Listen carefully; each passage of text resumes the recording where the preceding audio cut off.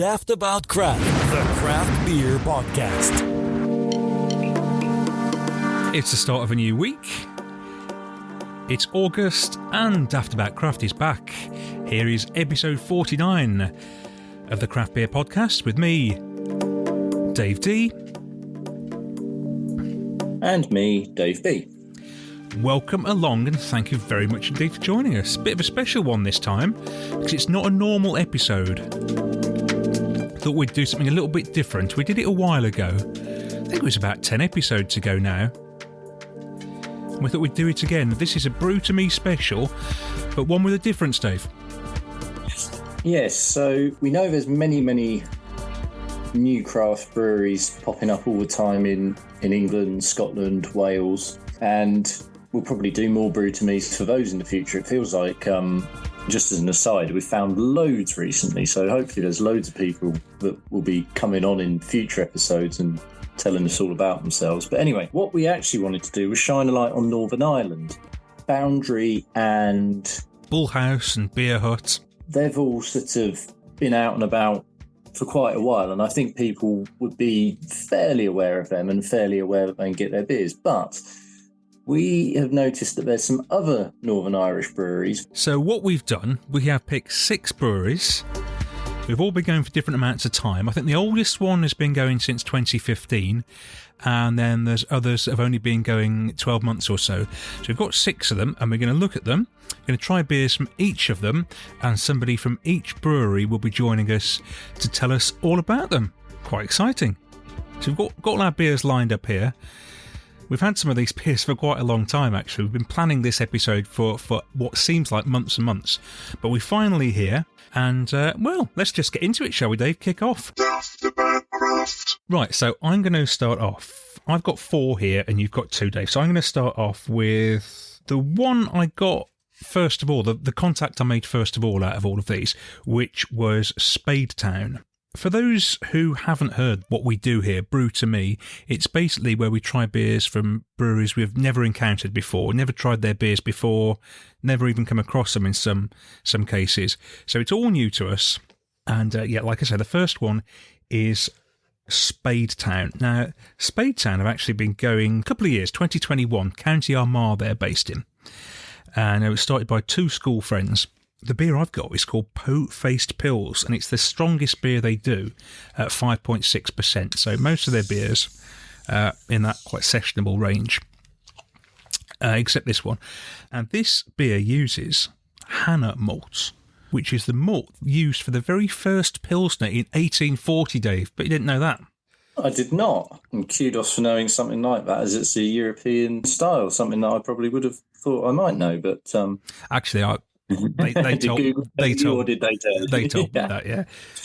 Right, as I poured this out, now there's plenty of date left on this. I said we had these beers for a while in some cases, but there's plenty of date left on this. 5.6% German-style pills, their strongest beer. Now, it's supposed to be complex, well-rounded and refreshing. Just as you're drinking that, the thing I would say, looking at it, it is the most unpillsy pills I've seen. Well, no, but I think my camera is making this look a lot darker than it is, because it looks almost ruby in colour, doesn't it? It's for me, it's very orange. Yeah, but it's not. It's more yellow than that. I think it's a light. Okay. Can be a bit deceptive. It's weird, actually. I've noticed this a few times recently. I've drunk beers when I've been out and about and thought, oh, that doesn't look quite right, but the colours, like the lights in a bar or natural date, everything can make a massive difference. And if you hold it up, away from the artificial lights, you sometimes see something totally different. And that's the case here as well. Well, that is very nice. You would be all over this. In fact, I've got one to send to you in the wonderful. In the magical box, which has been making its way down to Suffolk for about 3 months now. It's going by carrier pigeon, and I think the poor carrier pigeon then has to turn around and take mine back up to you. Yeah, that's good. Right, look, we're going to pass over to Annie from Spadetown, who's going to tell you all about the brewery, what they do, and about the different beers they make. Hi, I'm Annie from Spadetown Brewery in Lurgan, County Armagh, Northern Ireland. We're the first brewery in Lurgan in 150 years and opened our doors back in 2021. We were started by two school friends, Patrick McAliskey and Marty Dummigan, who grew up together and really essentially wanted to give something back to the community that raised them.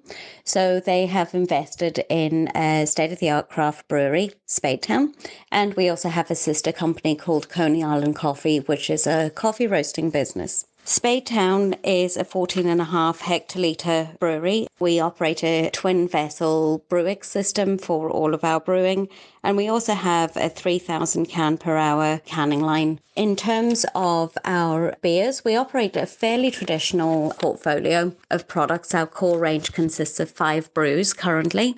Our malts are chosen for their unique characteristics and flavour profiles, selected to perfectly complement each style of beer. We are big fans of traditional ingredients and strive to find the ones that offer something a little bit different.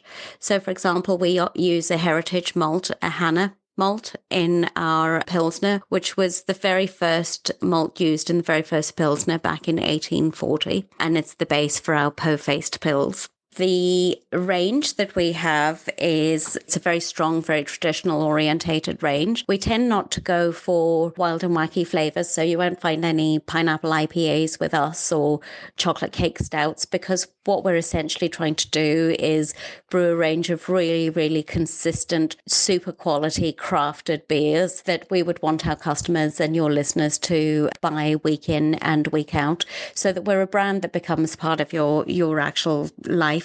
In terms of our full range of beers, we have a light lager, a German-style Pilsner, a fantastic IPA, a red ale, and a beautiful stout as well. So our lager is a 4.5% light lager. We have a slight note of citrus coming in to bring it some freshness, but essentially it's clean, crisp, and dry. Our IPA is a sessionable West Coast grapefruit style IPA. We have relatively low ABV, 4.5%, but the beer gives off plenty of fruity aromas, but it tends to be more hoppy than a lot of IPAs that are on the market. Our Pils, which is my personal favourite, but also the strongest of all the Spadetown beers, is 5.6% German-style Pilsner. It's complex but well-rounded and very, very refreshing lager. The Pilsner features loads of malt and hopped-up character, which, as we say in Logan, will turn those frowns upside down. Then earlier this year, we launched our Raging Red Ale. It is an Irish red ale, but with a slight American twist to it. It's very sessionable. Again, the lowest actually of all of our ABVs at 4%, but it has absolutely delicious notes of roasted malt. There's a really sweet start to it with a smooth bitterness topped off with a caramel floral finish. So we tend to mix things up a little bit on the red, but by far one of the best brews we've ever produced. And then we have our Dark Cloud Stout, which is more akin to a bottled Guinness than what some of our listeners, your listeners, might be used to. And so it's a really, really light, very smooth stout, absolutely ideal for this time of year and the weather that we're having. Lots of absolutely beautiful dark chocolate maltiness, and it just has the most unbelievable light coffee finish on it. It has a really rich, deep, chocolatey brown head and is absolutely amazing. So Spadetown beers to the UK market are available through the online platform Tapdoor. Tapdoor only launched in May and have been an unbelievable launch partner for the Spadetown range. And then locally closer to home, we are available through a lot of independent off licenses in Northern Ireland.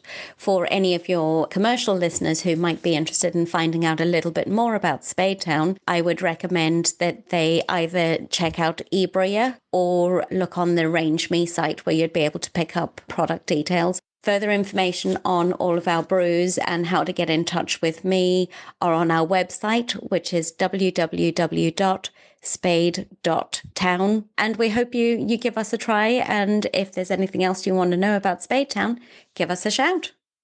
Well, thank you very much, Annie. That is a really comprehensive look at what Spadetown does. They seem like a very slick operation. I think they're sort of quite steeped in traditional roots. They want to make nice, solid, consistent beers, but with a slight sort of craft edge on them. And that is really good. I like that a lot. What difference does the malt make for you? You know, you have actually sort of explored Pilsners and that a little bit more in the last sort of few months. Here we come to these difficult questions. That sort of malt backbone does come through. Is it quite bready? Bready is the right word. I'm not sure that's the right word. It feels like there's a lot of body to it, even though there actually isn't a lot of body to it, obviously, being a Pils. Does that make any sort of sense? Okay. Yeah, I think so, because Pilsners are supposed to generally be very light. Now, the traditional ones are a bit heavier. You sort of get those modern ones, they are super light. They're almost sort of like, you know, light, watery, yellowy, watery colour. There's a lot of flavour to this, a lot, which you don't always expect with the Pils. No, and obviously they've got a good range. What else? Obviously, Annie talked us through. What else are you sort of able to sample of theirs? They sent me loads, actually. One I'm really looking forward to is their stout, which sounds amazing. She described it there as having a deep chocolatey brown head on it, and I love it when you pour a stout, and that head is that sort of chocolatey colour. It always bodes well for me, so I'm looking forward to that. You know, when you think they've only been going for less than 2 years, interesting that she said there they've got a canning line that does 3,000 cans per hour. That's some kit. Pretty staggering, isn't it? That is some kit for a relatively new brewery. Well, hopefully they can put it to good use and get the beers out more and more. Absolutely. Absolutely. No, that is good. I was going to say I haven't had a drink for a bit, but that's a lie because I have. I had one before we started this, but this is going down really well. I abstained, but for reasons touched upon in the previous episode. How is your drinking going then, Dave? Generally. Still the same as the last episode. It's really tailored back now. That day when we did the tip-up was the last time I had 3 beers in a day because I hated myself later that night when I wasn't drunk or anything, but you just feel it so much more if you're all like up to do something at 2 a.m. in the morning, having gone to bed at 11 or something. So half 10 or... We were talking before we hit the button here. Dave's been doing a lot of night feeds. He's sort of taking night feeds in turns with his wife. A lot of late nights, so I can imagine that tippers and more than a couple of beers doesn't go down too well when you're up till 4 or 5 a.m. No, Katie went to get me a couple of drinks out of the fridge last weekend, I think it was. And she said, "Oh, what do you want?" I said, "Oh, you'll be surprised how full the fridges are out there." And she came back and she said, "Oh, you're not kidding." And as she went out, I said, "Oh, the top shelf in the little fridge is out of bounds because it's all just too strong. I can't touch that on my own at the moment." So, yeah, it's a very, very different experience at the moment. When we get you out to a BFS, or you're going to be off your nut? I'll be on the floor after 2, I reckon. For a couple of beers. Anyway, look, what's your first one? What are you going for? So my first beer comes from Lacada Brewery Company, and they are actually a cooperative. They were formed in 2015, so we don't hear much about brewing cooperatives, do we? I mean, there's some out there, but you don't hear much about them at all. And there was 450 people involved in this one. Sounds like a great idea, doesn't it? We should get all our listeners together to pitch in a bit of cash and start one of our own. Yeah, it's a very interesting concept. Certainly one I'd be interested to talk to a bit more about with Stephen, who we'll hear from in a bit, who's one of the sort of voluntary directors for Lacada. But Lacada are based in Portrush. They are very near the famous Giant's Causeway, which lends itself to the naming of some of their beers, and also their logo, which is all tied in, but I'll leave that to Stephen to explain. The beer that I am trying from them is called West Bay, which is a Citra Pale 4.6%. Now, I did also get a couple of their other beers, which Stephen will mention, but as we were just talking about there, I am a bit limited on what I can do ABV at the moment, so I didn't really want to go flying in with a 6% beer, which are not words I ever thought I'd be saying, certainly not in recent times. But anyway, so this is a Citra Pale. This is relatively sort of straight up and down beer. Nice. So nothing else in there, just Citra, so you kind of know what you'd expect this one to taste like. Exactly. The description on the can, it backs that up. A simple American-style pale ale, dry hopped with Citra, giving a fresh, zesty, easy-drinking beer. And that is exactly what that is. You know, I can't go to town on, I'm getting this and that and the other. It's putting Citra to good use. You'd have it if you went out and saw a pint on tap, or at a festival, you'd have one or a half. Absolutely does the job. I've got no complaints with it, but let's now hear from Stephen to tell us a bit more about the brewery. Lacada is a cooperative brewery founded in 2015 on the north coast of Northern Ireland in a small town called Portrush. We have about 450 members of the cooperative who all put in some money to get the brewery off the ground, without whom we wouldn't be here. My name is Stephen and I'm one of the co-owners and currently one of the volunteer directors. The board of directors is chosen from the membership and helps to steer the direction the brewery is going. We have 2 employees, Laurie, our brewery manager, and Sam, our brewer. It was Laurie's idea back in 2014 that led to the foundation of the brewery, as he had been a keen home brewer and thought he could create something that would be a benefit to the community, provide employment and give locals some tasty beer brewed on the doorstep, which was quite rare at that time in Northern Ireland.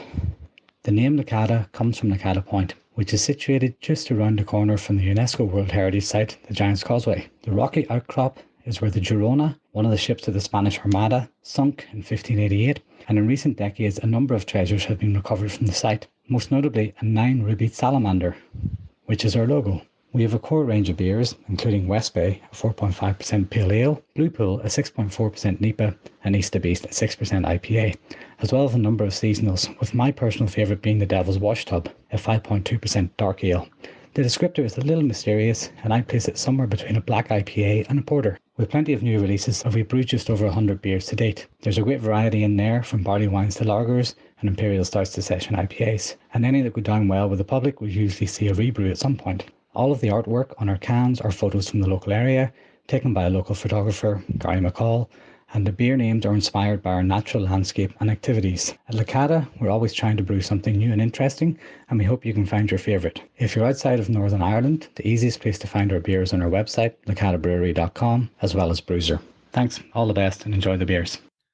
Well, thanks very much to Stephen there from Lacada. What is interesting already is that he mentioned they do a core range, and Spadetown did a core range. I'm getting the idea that a lot of these Northern Irish breweries, they're really keen on a core range of beers and then sort of seasonal beers as and when.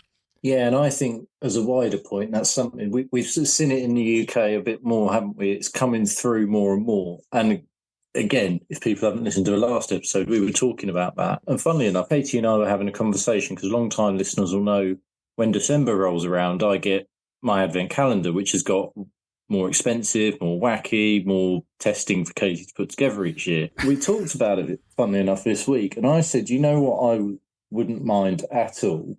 So if I give you a list of the breweries that I like at the moment, go on their web shops and just pick 4 of them and do 6 each, just so I can explore the range, because that's what I'm finding more and more now. But I'm quite happy to, if I know a brewery does a good beer, but maybe I've only ever had that beer or one other, I'm sort of almost revisiting, or, you know, we've talked about Ridgeside recently. I went back to them, Ampersand, people like that, and just sort of try a bit of their range and then just mix things up a bit that way. So having a core range, I think, is probably going to increasingly become an important part of breweries. I think when we started the podcast, you know, the idea of a core range didn't really excite us very much. We were like, we poo-pooed it, didn't we? We were like, nah, get away with your core range. We want, you know, wacky beers every couple of weeks so we can tick them off on Untapped.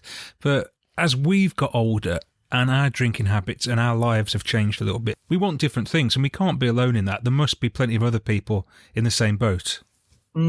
There's a Full Circle, which was 3.9%. I had one from Andy at Hydrology, and it was so nice when I put the next Hydrology order in, I got 2 of it. You know, it's that kind of thing is now starting to really work. Three Blind Mice are another one that, well, hopefully we will speak to them in due course, but I have actually placed an order with them already, which was brilliant. And I'm definitely doing that again. Yeah, Three Blind Mice, their beers are quite something if you've never tried them. As like Dave says, we'll find out in a future episode. And just mention briefly while talking on this subject, I had a couple of beers recently from Cloudwater. Again, at the start of this podcast, when we started 3 years ago, I was a massive Cloudwater fan, and I've drifted away from them a little bit, and I thought, I'll have a few cans, see what they're up to now. And I had one of their core range again, Fuzzy, just recently. Oh my goodness, it was superb. Just superb. I'd forgotten how good they are. That's interesting, because I think when you and I last went out, there was that Cloudwater beer had just come through, and was it Fuzzy or was it something else? It may have been Fuzzy, you know. It could have been. And I was distinctly unimpressed. Perhaps they've changed it a bit. It was a can I had of it. just recently, and it was really good. I had a collab they did with JW Lees as well, which was also excellent. Anyway, we sort of digress, but that's what I think that's what we're going to do in this episode. We're going to go off at tangents and stuff. But Lacada sounds like you're quite impressed with them. It is a Ronseal beer. It does exactly what it says on the tin. It's nice. I can't knock it. It's not delivering sort of wildly new flavours that I've never had before, but there's nothing wrong with that. This is easy drinking, nice and simple. It's the kind of beer when you'd give it to someone as well. It's a good beer for if you're at a barbecue or you've got those people who are like, oh, yeah, I know you like your craft beer, but I don't know if it's for me. Give them a beer like this and go, I bet you like that. Yeah. You sort of back 9 times out of 10, a lot of people go, oh, yeah, that's quite nice. So I believe I've got the other 2 beers that Stephen mentioned to try as well. So looking forward to seeing what else Lacada have got. 450 members there all working together, and it's been going for 8 years. So the cooperative idea obviously works as well, which is great to hear. I am now going to go to Out of Office Brewing. They got a brewery and brew pub together in Belfast, opened just over a year ago, so July 2022. Got to say, massive thanks to Katie at Out of Office, because basically they just keg at the moment and mainly sell out of their own brew pub. But she put me a load of their beers into cans, and especially for me, so that was brilliant. I've got quite a lot of them in the fridge. Haven't had any of them up until this point, but the one I've got is. Well, this is exciting. So you're actually getting a keg beer in a can. Yeah, so this should be immense. Now, all of their beers are named after things to do with offices, hence Out of Office. So what I've got is the Slacker Grapefruit IPA. There's always a slacker in the office, isn't there? 4.7%. This one does actually have a label on it. It does have some can art on it, but most of the others don't. They're just... I love that. They just... Makes you feel special when you get the ones that are just a blank can, doesn't it? Love it. Love it. Right, I'm going to open this, and while I do, let's pass over to Katie, and she can tell you all about the brewery and what they do. Hi there, my name is Katie. I'm the brewer for Out of Office Brewing here in Belfast.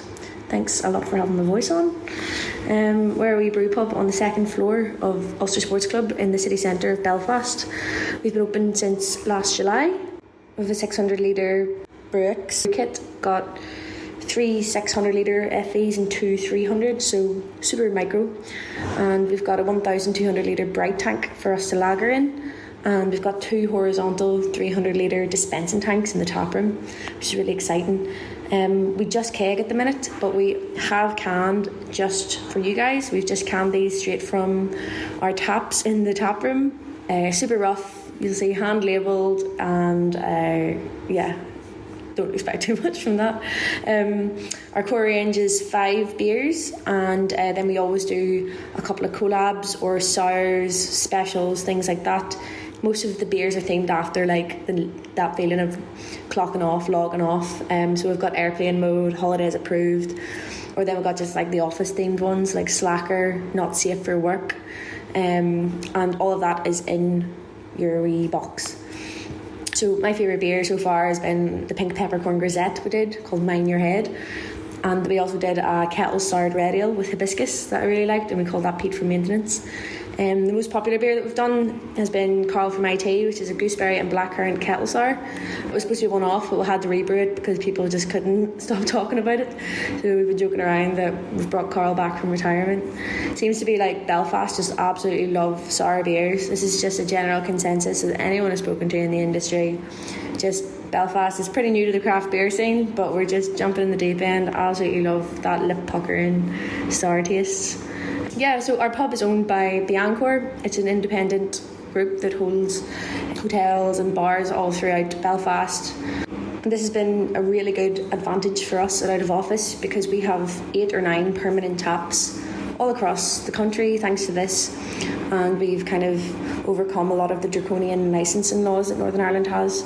So that's been great. You know, we're still very young, but we're extremely excited and constantly evolving, learning and investing.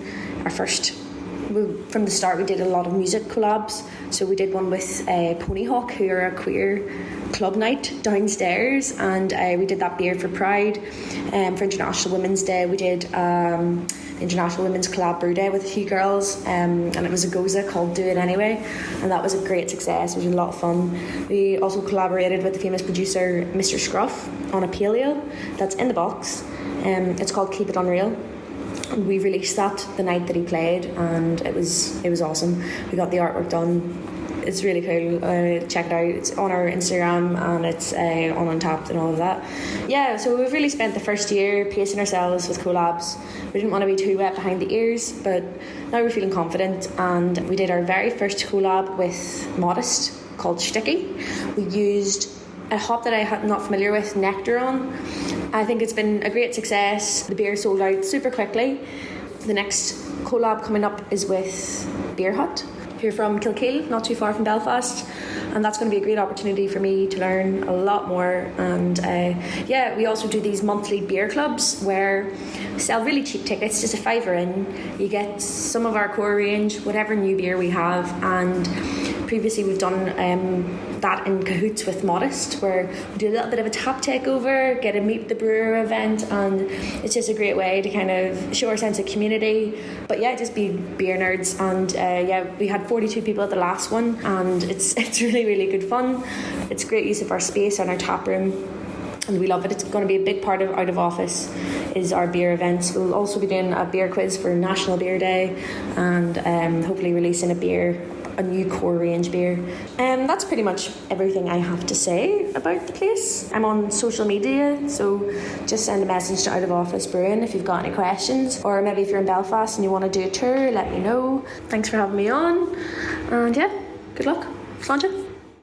Right, well, thank you very much to Katie there. It was a massively comprehensive look at what they do there. 19 different beers they've produced since they started just over a year ago. So they've got, as you heard, they've got a core range of 5, and then they often do a lot of collabs. In fact, I first heard about Out of Office because they did a collab with Modest Beer, who we had on in one of these slots on the podcast. And I followed Modest, and then I saw Out of Office, and I thought, oh, that's interesting, let's get in touch with them. And they were great to deal with. Katie was brilliant getting these beers over to me.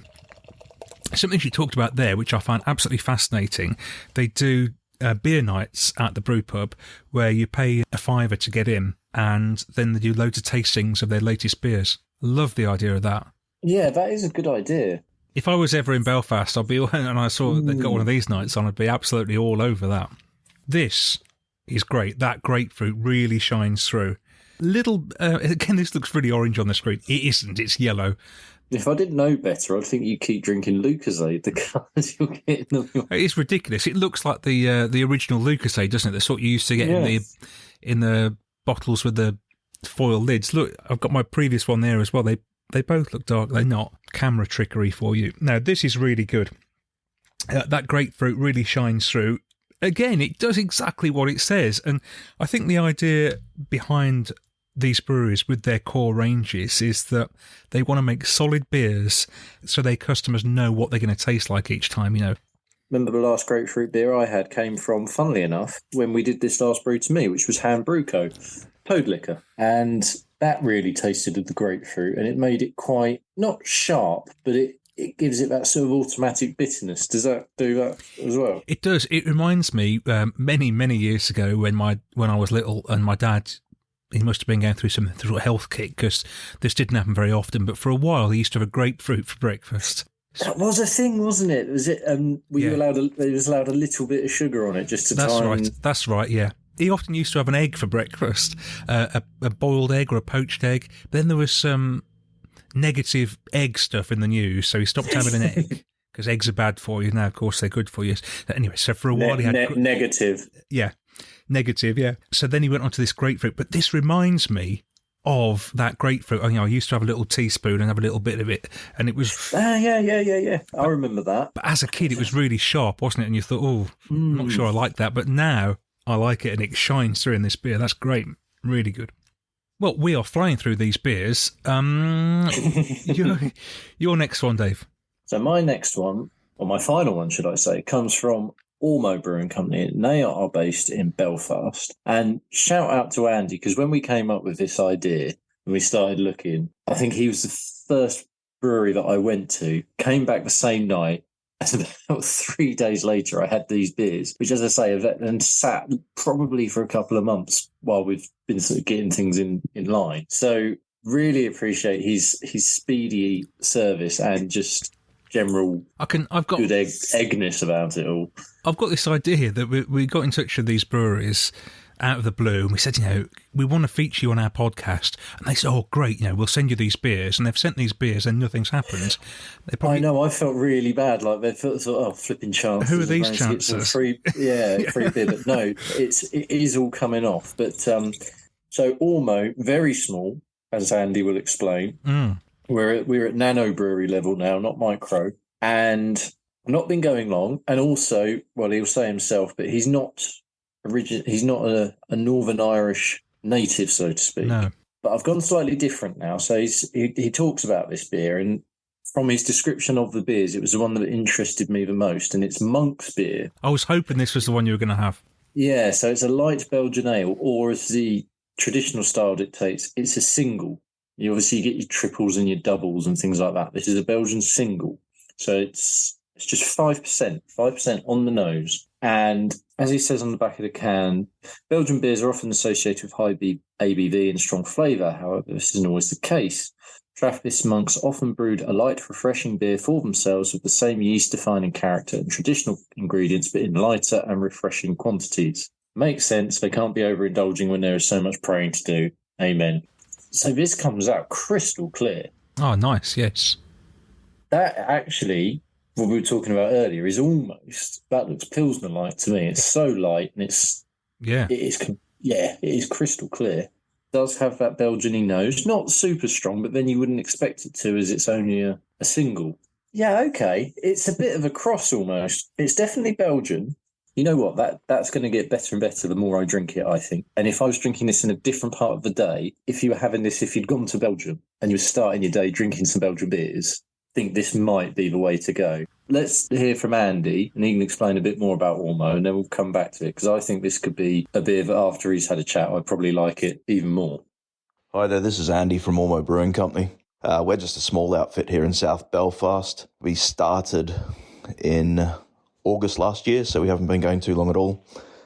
And we're really just focused on supply our local area, South Belfast area, with quality beer and sometimes something a bit different, I guess, as well. You can probably tell from my accent I'm not from Belfast, but originally from Australia, having settled here for about 13 years. And I think some of that's reflected in the beer. My beer's typically described as a bit drier than usual, but like I say, it's probably around what I grew up with. So yeah, when I say we're small, we're very small. We've only got 300 litre fermenters. We're quite lucky to have the support of a couple of good bars in the area. Yeah, originally when we thought about it, we thought most of our beer would be going into cans, but it's been a pleasant surprise. It's not been particularly easy, but it's been a pleasant surprise that there's a few bars around the place who have got behind us, and like us, they like the idea of having a local, like a very local community almost based brewery, and I'm very appreciative of their support and the support of the customers that have got behind us with this. I've sent you a few beers. I think one of them was our Tropical Pale, made largely with Galaxy and Eclipse hops. It's called Homesick, and it was no hiding the fact that it was made in the middle of winter when I was feeling particularly homesick. There's also a West Coast IPA there. Again, just trying to do something a little bit different from the wave of Sweden, New England IPAs as well. But probably one of the beers I'm most pleased with, the Monk's beer I sent you, which is a light Belgian ale. I'm a big fan of Belgian beers, but with their typical strength, it's not easy to have a few of them without feeling the effects. So I put together what's known as a Belgium single. You don't see it too much. A pretty simple grain bill of Pilsner malt with a bit of Carapils in it as well. And we put some orange peel in the boil for the last 10 minutes of the boil. And it comes out at 5%, so it's a more sessionable Belgian beer. It's quite crisp, but it still has that very characteristic yeast profile that's typical of Belgian beers, but at a lighter percentage. For me, it's important that the beers are accessible, and I think if you give a lot of people a very dark 9% Belgian beer, some people can find it quite intimidating, but I'm really pleased with that beer, and the feedback we've had from it has been very good. We do quite a few beer and cheese pairing evenings at bars around the place, and it's always gone down very well there. So yeah, that's about it really. Thank you very much, guys, for the opportunity of talking about beers, and I hope you enjoy them. Like I say, we haven't been going too long, so even doing things like this is a little bit strange for me.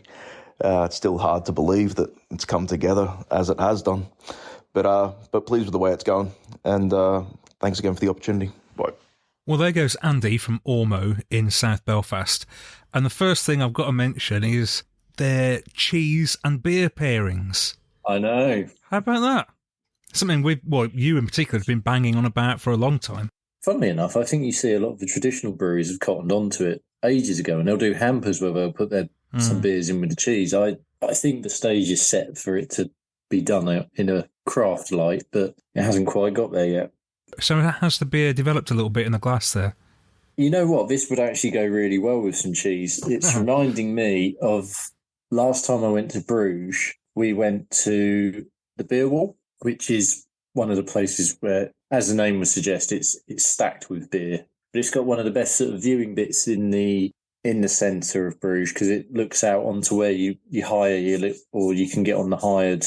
They're not even boats really, but take you around the canals. So you see all the people coming in and out doing that all the time, and it just looks out onto the water. It's a lovely spot. It's always very busy, but you can buy whatever beer you want from them. And they also sell little cubes of cheese in the pots. This would go superbly with that. So you get that, and then you get the really strong scent mustard, which sort of sets my nose on fire when I have it, but I can't help myself. I love it. Yeah, this would work perfectly with that. And as Andy said, he sort of does a bit of a drier finish. This does have a drier finish, which sets it apart. It doesn't sort of go, when you have those Belgian beers, especially when you get into the blonde triples and doubles, I find it gets that sort of sweet, not sickly, but very cloying. It really sort of gums you up by the end of having a bit of it, doesn't it? It sounds like this is a much more easy drinking version of those, a much more dialed down version.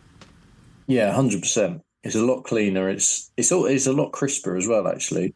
It's more like, I'm trying to think, there is a Belgian beer it reminds me of. I want to say Palm.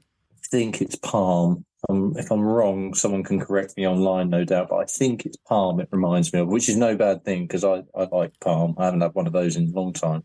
So is this Belgian singular style that you've had much of? No, not really. You don't see an awful lot of it because I find when you do go to Belgium, so I've been to Bruges a couple of times, a lot of the places everywhere basically starts at 6% up, or your alternative is something like Jupiler, which I don't really count. So something like this, I would much rather have over something like that. I don't particularly care for Jupiler and things like that. That's just sort of macro-y. Yeah. So no, you don't see many singles, and there's an argument. This is an interesting style actually, which now I've had it, I think more craft beer companies should be looking to explore this. I'm really surprised they haven't actually. There's a lot to be said for this style, This is nice. This is really nice. Andy very kindly sent 6 cans, 2 of each beer. So I will send you this one, Dave, and you can... Oh, yeah, I'd love to try that. Yeah, see what you make of it. It's interesting, actually, with recent changes as of the 1st of August, HMRC changes to tax, whether you'll start to see more styles like that than the stronger stuff, over 8.5%. Could well do. Talking of which, my next beer is a Belgian triple that is 8%. We don't just throw this together. And this is from a brewery called Our Brewery, so O-U-R, Our. And this is a really interesting story. We've had your cooperative earlier with Ormo, but Our Brewery hasn't been going long, and it's the fermentation arm of a setup called Get Brewed, which installs brewing equipment for breweries. But they've also got this experimental arm where they brew their own beers as well. Oh, wow. Which is a model I'd never really even thought of. It's a very different scene, isn't it? Just from what we've scratched the surface with, it feels like. A couple of these have been going a while, but most of them are fairly new, and they've got their own unique take on how to make it work for them, which I love. It's great, isn't it? There is different stuff over here, of course there is, but it does feel sometimes that, like, if you want to start a successful craft brewery in 2023, what do? You open up, you probably release 4 or 5 pails that are hazy, hoppy, and then the next thing you do is you open a brewery tap to put them all in. Yeah. And that sort of feels like the identikit craft beer brewery at the moment in the UK. But in Ireland, in Northern Ireland, completely different to that. They're brewing Belgian singles and triples. What is interesting is that when we listened earlier to Katie from Out of Office, she mentioned how their sours go down particularly well with drinkers in Belfast. And, sours are usually quite divisive, but it suggests to me that the audience over there is much more daring as well. They'll try anything. Yeah, potentially, because as you say, the sours here are still a bit niche, aren't they? They're increasingly, you will get one on a menu in a place, but maybe only one, unless you're going to a specific brewery or somewhere that just loves it so much. Yeah.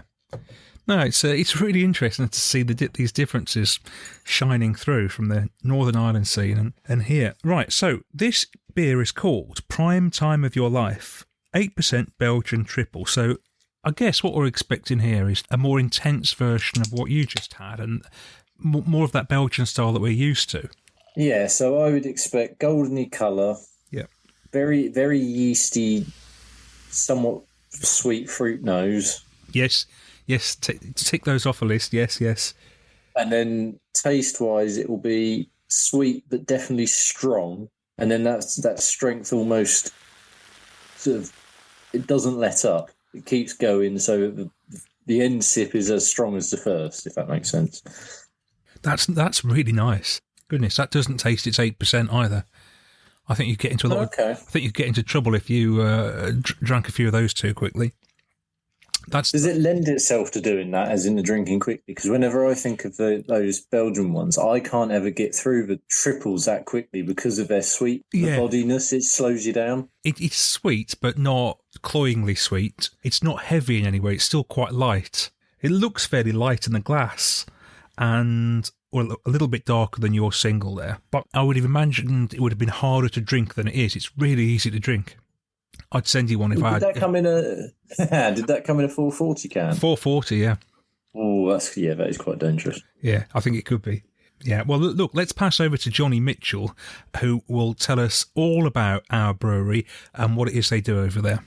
So our brewery at Get A Brewed it's been sort of a multi-pronged approach to things. So it's a showroom for the Brewix brewing equipment that we sell and install all over the UK and Ireland. We've successfully installed over 25 breweries, and it's been a great project to work on with the brand Brewix from Slovenia. So that's one aspect of the way we manage the brewery here. The other aspect of it is it's like for R&D, so it allows us to push our knowledge of brewing. So we've put in oak footers and a complete wood project in barrels there that's allowed us to do everything from Captinus beers from Lithuania, where we bake the mash and then ferment and age in oak barrels. We've done spontaneous brews using a cool ship, and we've also did a lot of mixed firm stuff and just generally using it for research and development. Our latest project there allowed us to use pasta in the brewing process, which is a very sustainable way of using a waste food product. So that's the second prong of it. And then the third part of it there is just to be able to experiment with ingredients and showcase exactly what we can do with the finest quality ingredients. And just last week there, we were very grateful to receive a host of awards in the Great Taste Awards, and also picked up a World Beer Award for our New England IPA. So the brewery has been a fantastic addition to the catalogue of products and services that we offer here. So we do use the brewery for a lot of contract brewing, so we help newcomers. So if there's a brewery that we have sold equipment to, we would train their brewer here and show them how to use the equipment effectively.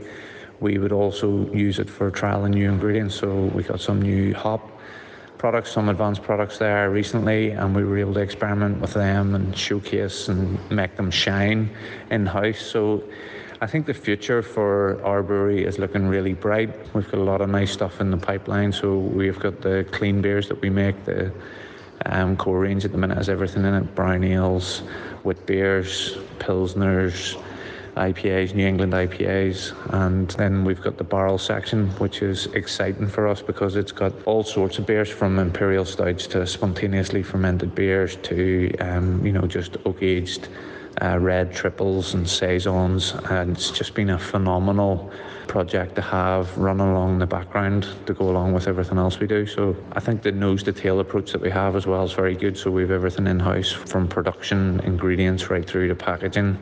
And we're really excited for the future for our brewery, and we're looking forward to being able to release the first of the oak-aged and spontaneous beers at the end of this year when they get a couple of years old.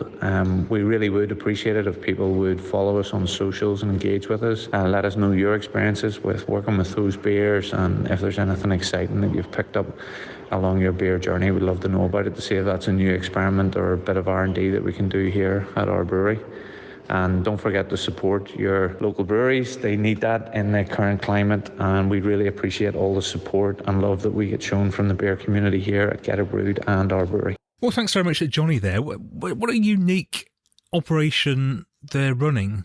Basically, they're brewing beers and doing a lot of research and development through the brewing, and then setting up breweries for other people and providing ingredients for other people. So they're sort of showcasing their equipment and what they've got through the beers they're producing. So you would hope the beers would be good, and judging from this, they are good.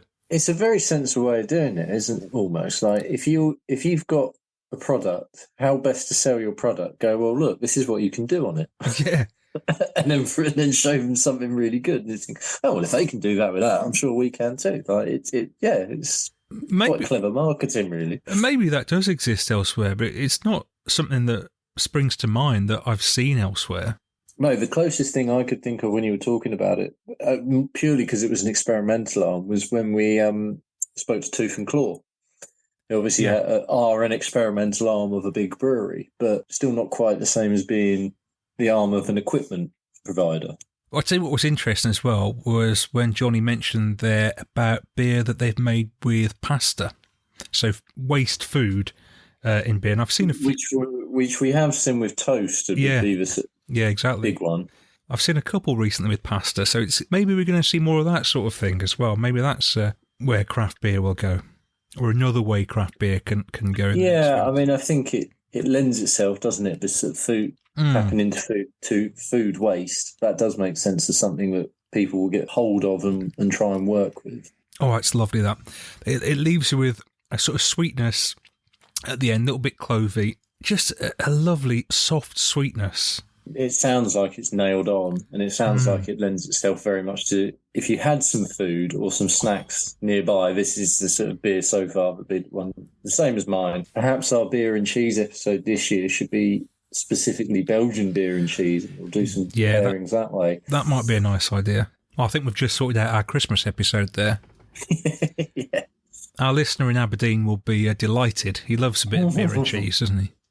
Hope you're doing well, Mark.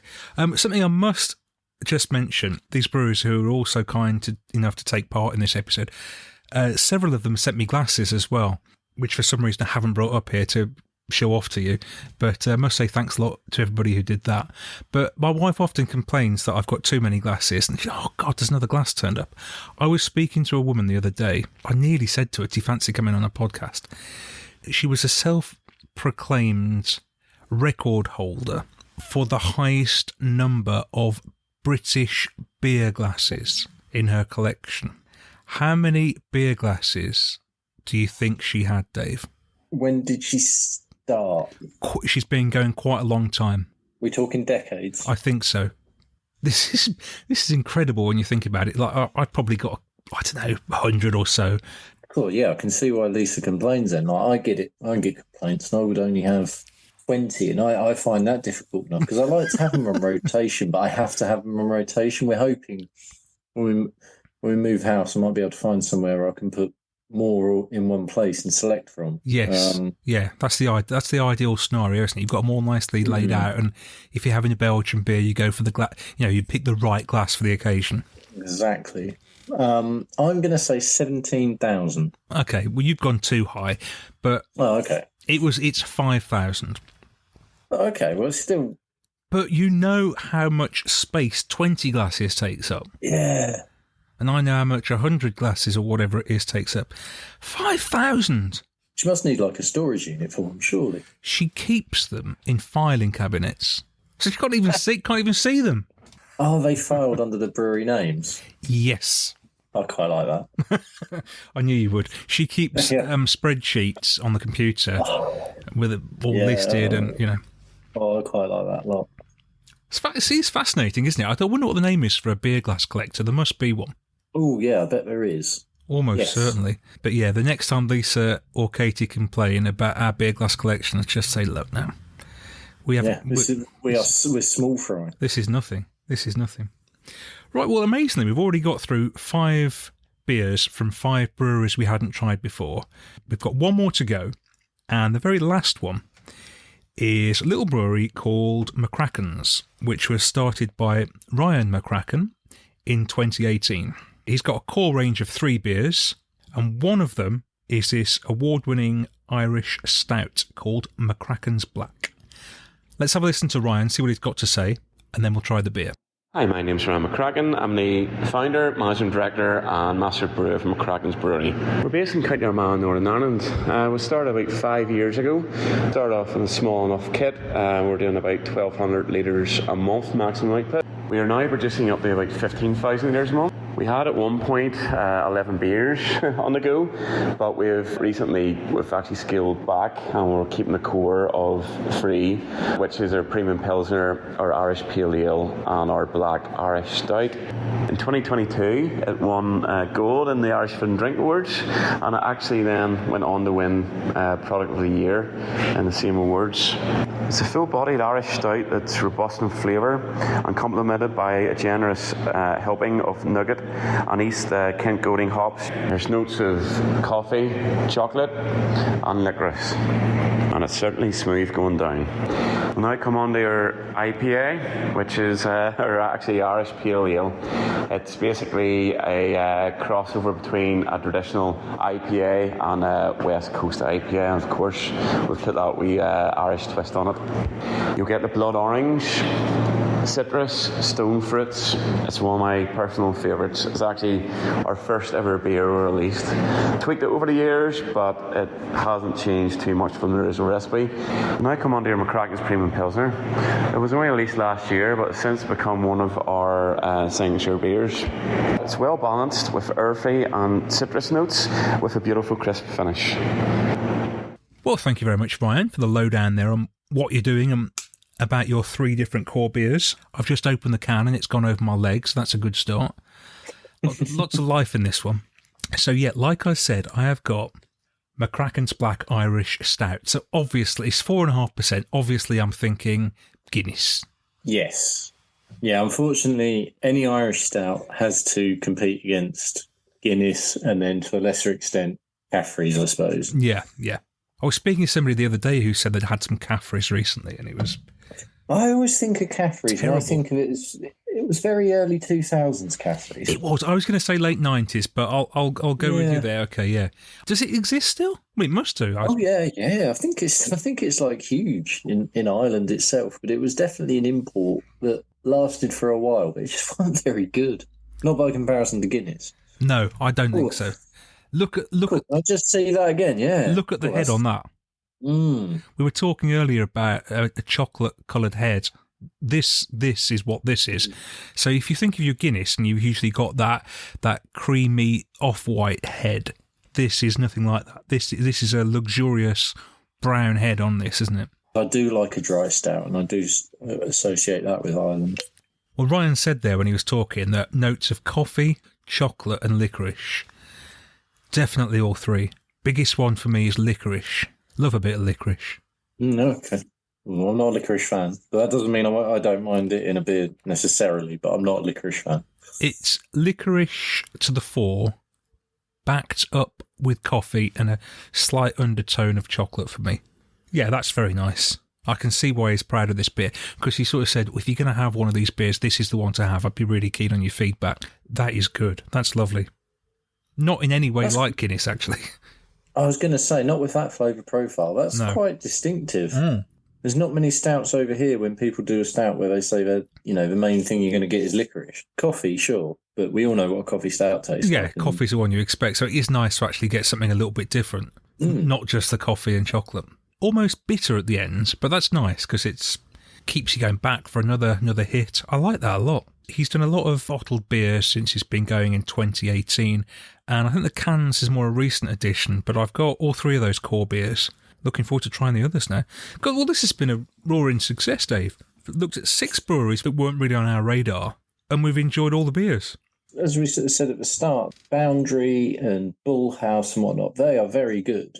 And Whiplash would be another as well. Like, they're really exposed what the scene is like in Northern Ireland, but it just shows that they're the ones that are getting the publicity, but behind them is another wave of just as good, if not better, breweries. And there were a couple as well that we didn't manage to quite get. Mourne Mountain were one that I was trying to get hold of but failed to do so. So there is more out there, and I think you had others as well that you didn't quite get. So it's difficult sometimes when we set out to do these special focuses, who to include, who not to include, but we've really enjoyed those. I'm almost tempted to do a Southern Ireland special as well. Do we want to look at breweries in the Republic of Ireland who we don't know so much about? Because I bet there are loads as well. As ever, always happy for suggestions as well. If people know some breweries in the Republic that are doing good things.